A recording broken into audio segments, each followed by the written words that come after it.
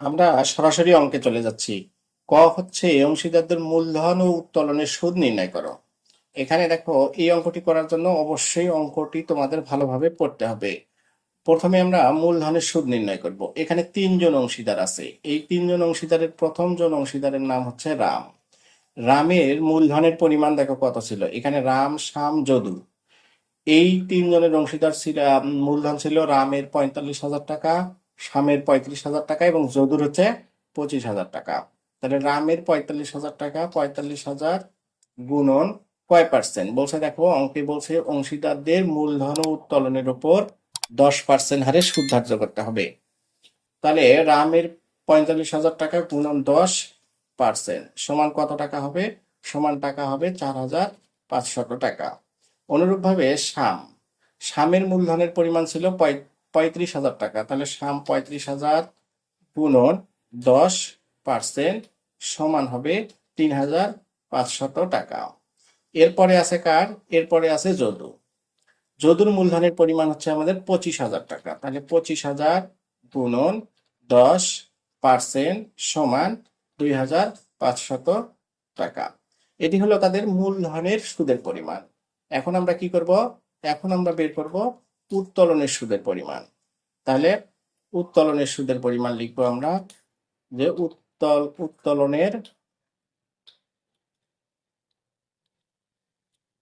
উত্তোলনের সুদ।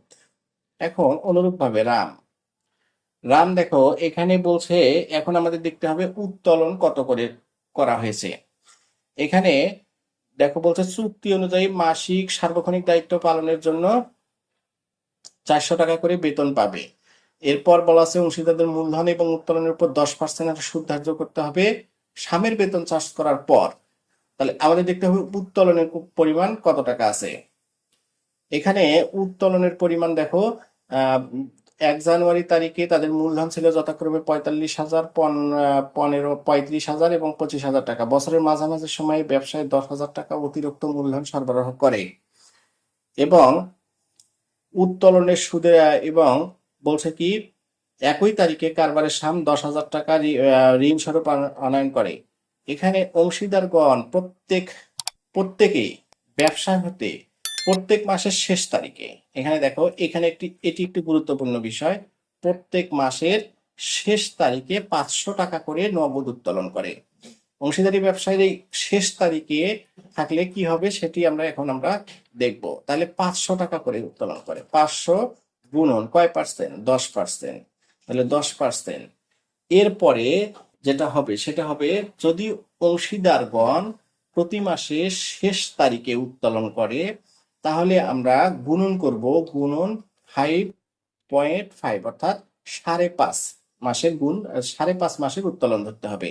কখন? যদি কোনো অংশীদার প্রতি মাসের শেষ তারিখে উত্তোলন করে।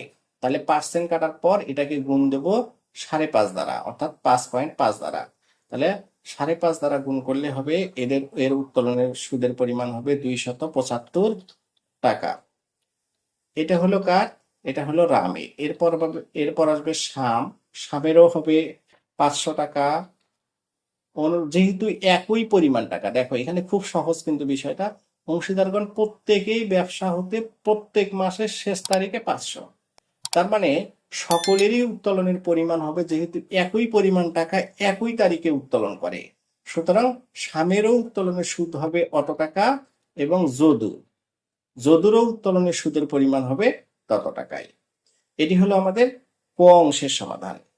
এর পরের অংশে, অর্থাৎ লাভ লোকসান আবন্টন হিসাব প্রস্তুত করো, এটি পরের ভিডিওতে আপলোড করা হয়েছে।